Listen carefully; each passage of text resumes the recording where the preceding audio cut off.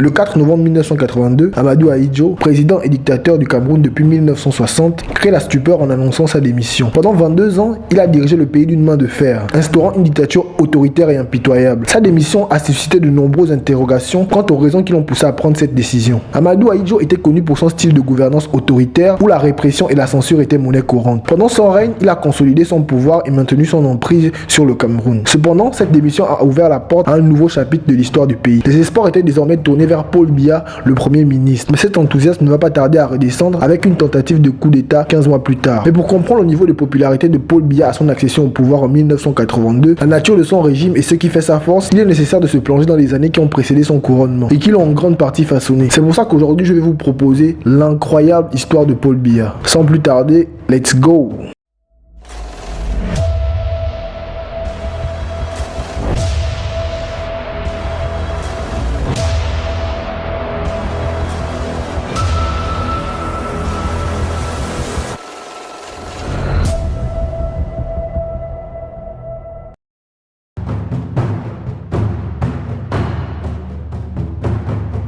Le Cameroun est un pays d'Afrique centrale frontalier à plusieurs pays, notamment le Tchad, la Centrafrique, le Nigeria, le Congo-Brazzaville, le Gabon, la Guinée équatoriale. Le Cameroun est également connu pour sa diversité culturelle et ethnique. À son accession à l'indépendance en 1960, c'est Amadou Ahidjo Ampel, soutenu par la France, qui va prendre la tête du pays, après avoir massacré les membres de l'UPC, un parti de l'opposition. Après l'indépendance, Amadou Ahidjo va continuer le travail de la France tout en utilisant les mêmes méthodes répressives, notamment les camps d'internement, les tortures et les bombardements. Regardez par exemple, février 1962, 25 prisonniers sympathisants de l'UPC vont trouver la mort lors de leur transfert Douala-Yaoundé, enfermés dans un wagon de train métallique de marchandises. Ils seront découverts à l'arrivée complètement asphyxiés. Le régime d'Amadou Ahidjo va également éliminer toutes les personnalités de l'UPC. En novembre 1960, Félix Moumié sera empoisonné en Suisse. Osandé Afana, un proche du leader gabonais Germain Ba, sera décapité dans un maquis de l'UPC. Ernest Ouandié, la dernière figure de l'UPC, sera fusillé dans sa ville natale à Bafoussam. Les habitants de la ville, y compris les écoliers, ont eu l'obligation d'assister à son exécution. Après la mort de Ernest Ouandié, on pourrait croire que le régime d'Amadou Ahidjo allait s'adoucir, mais il n'en sera rien. Le régime autoritaire d'Amadou Ahidjo allait bien au-delà de l'UPC. En 1979, plus de 200 personnes sont massacrées dans un village au nord du Cameroun à Dolé pour avoir revendiqué la création d'une école.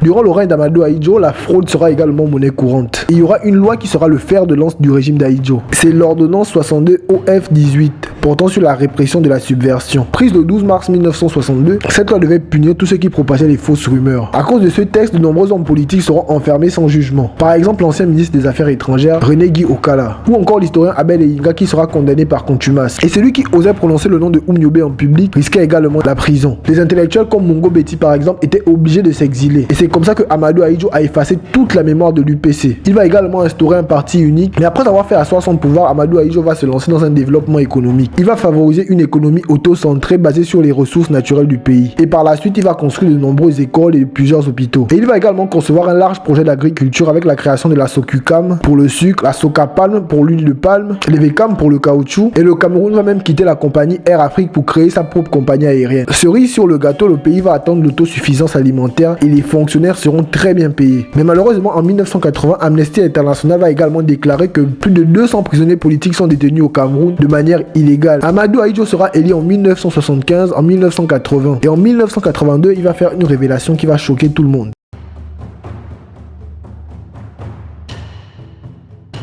Le soir du 4 novembre 1982, Amadou Ahidjo annonce ce message aux Camerounais. Camerounaises, Camerounais, mes chers compatriotes, j'ai décidé de démissionner de mes fonctions de président de la République. Cette décision prendra effet le samedi 6 novembre à 10h. Cette décision du président camerounais va susciter de nombreuses interrogations chez les Camerounais. Mais pourquoi Amadou Ahidjo démissionne? Pour justifier cette démission, il y a plusieurs hypothèses. Je vais vous en présenter 3. La première hypothèse, c'est un coup d'état médical opéré par la France. Le nouveau président français François Mitterrand aurait fait croire à Amadou Ahidjo qu'il serait malade, gravement malade. La seconde hypothèse, elle aussi met en cause la France. Cette hypothèse disait que la France trouvait que Amadou Ahidjo avait déjà été trop souillé par les réseaux france-africains et qu'il il fallait trouver un homme beaucoup plus présentable. Surtout qu'on sait que quelques jours avant son annonce, il revenait de la France et comme par hasard ce jour-là, il était rentré en catimini, contrairement à d'habitude. Mais plusieurs observateurs disaient également que Amadou Ahidjo voulait démissionner de son propre gré depuis 1975 et qu'il voulait laisser le pouvoir à son ministre de la Défense, Saadou Daoudou, un peu comme lui. Mais les sudistes de son parti se sont interposés. Une chose est sûre, c'est que Amadou Ahidjo a bien préparé sa succession. Et son successeur ne sera nul autre que Paul Biya. Mais avant de vous parler de Paul Biya, je vais vous expliquer comment Amadou Ahidjo a manipulé la constitution pour que Paul Biya le remplace. À la base, au Cameroun, lors de la constatation d'une vacance de pouvoir, c'est le président de l'Assemblée nationale qui prend les rênes du pays. En 1975, il nomme Paul Biya Premier ministre. Et 4 ans plus tard, il fait voter une loi selon laquelle le Premier ministre succède au président en cas de vacance du pouvoir. Et c'est comme ça qu'en 1982, Paul Biya succède à Amadou Ahidjo. Ça ressemble vraiment beaucoup à l'arrivée au pouvoir d'Omar Bongo par exemple. Mais à cette époque, qui est réellement Paul Biya?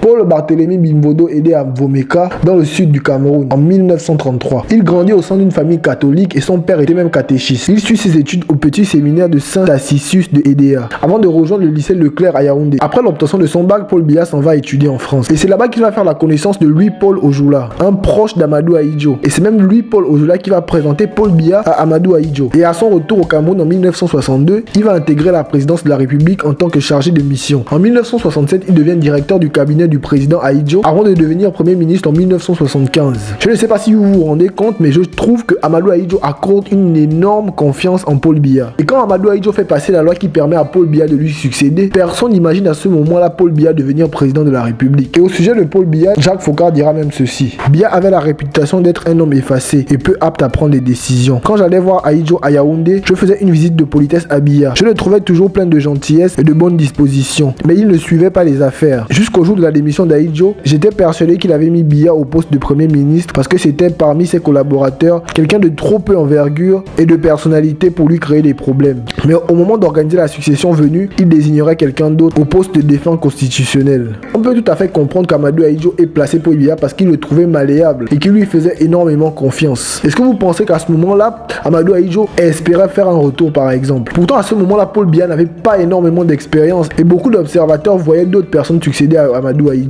Par exemple Samuel Eboa. Mais l'arrivée au pouvoir de Paul Biya avait été accueillie avec enthousiasme de la part de la population camerounaise. Il avait la réputation d'être un homme simple, il n'avait aucun scandale financier à son actif et c'était le genre de ministre qu'on pouvait voir faire du vélo dans les rues de Yaoundé le samedi matin. Et les débuts de Paul Biya seront très prometteurs. Il va faire augmenter les salaires dans le secteur public et privé, il va augmenter le budget de l'éducation nationale et de la santé, il va accorder plusieurs bourses aux étudiants camerounais et il va même appeler tous les opposants à rentrer au pays et il va libérer certains. Tout semblait aller bien pour les Camerounais et Paul Biya.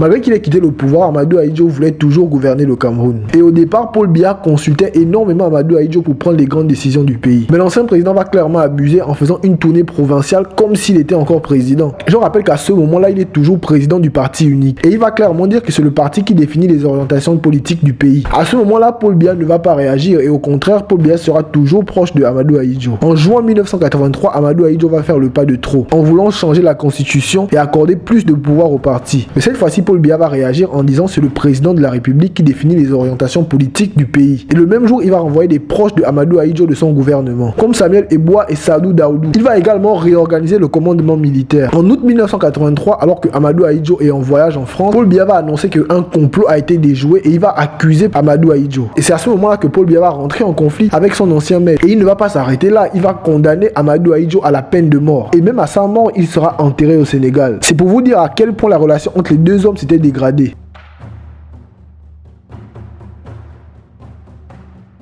Dans la nuit du 5 au 6 avril 1984, les militaires du nord du Cameroun, comme le président, dirigé par le colonel Ibrahim Saleh, commandant de la garde républicaine, commencent un coup d'état à Yaoundé. Rapidement, les militaires arrivent à prendre des zones stratégiques comme l'aéroport. Et ils vont également arrêter plusieurs autres personnalités du pays. Le chef d'état-major qui n'a pas été arrêté va préparer la riposte. Les putschistes vont prendre le contrôle de la radio nationale et ils vont annoncer également que le pays est libéré de la bande d'Abia. Après des combats épiques près de la présidence où le président était caché dans un bunker, les soldats loyalistes restés fidèles à Paul Biya vont prendre le dessus et le 7 avril, Paul Biya lui-même va faire une annonce et va dire que le calme est de retour au pays. Plus de peur que de mal, mais après cette tentative de coup d'état, Paul Biya ne sera plus jamais le même. Il va investir beaucoup plus d'argent sur sa sécurité que sur le développement du pays par exemple. Il va tomber dans les mêmes dérives que son prédécesseur et il va également instaurer un régime autoritaire.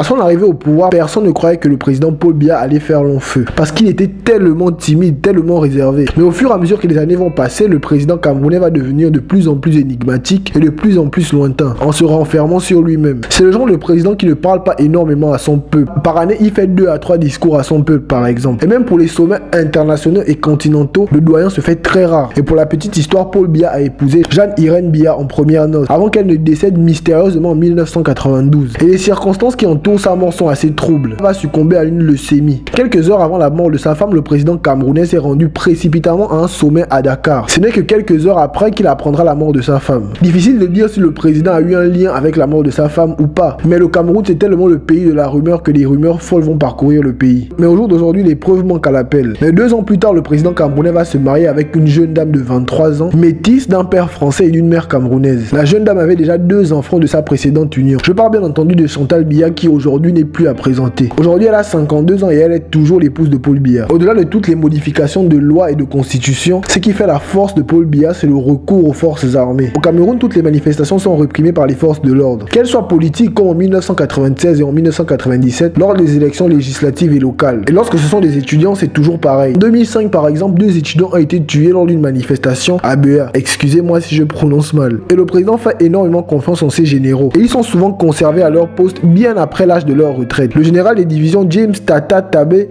il est resté en poste jusqu'à ses 78 ans. Et le pire, c'est qu'il n'est pas le seul. Et il y a aussi un élément qui est très important chez Paul Biya, ce sont ses services de renseignement. Le président de la République a une oreille partout dans le pays, que ce soit dans les hautes administrations, que ce soit dans le bas peuple. En 2009, par exemple, un enseignant était en train de critiquer le président dans un taxi et accusé d'outrage au chef de l'État. C'est peut-être aussi à cause de ces services de renseignement-là que Paul Biya a changé le ministère de la Défense après le coup d'État au Gabon. Vous pensez vraiment qu'il a fait ça parce qu'il avait juste peur? Je ne crois pas. De toutes les façons, lui-même il a dit, ne reste pas au pouvoir qui veut, mais qui peut. En fin de compte, qui est réellement Paul Biya? Je ne sais pas. Quel était réellement son projet lors de ses débuts à la présidence? Est-ce que le coup d'État de 1984 peut justifier ce changement de trajectoire? Mais une chose est sûre, c'est que le président Paul Biya est un brouilleur de cartes. C'est pas moi qui le dis, c'est lui-même. Et pour clôturer cette vidéo, j'ai une question pour vous. Vous préférez Amadou Ahidjo ou Paul Biya? Je vous laisse me répondre dans l'espace commentaire. Sur ce, prenez soin de vous. Au revoir.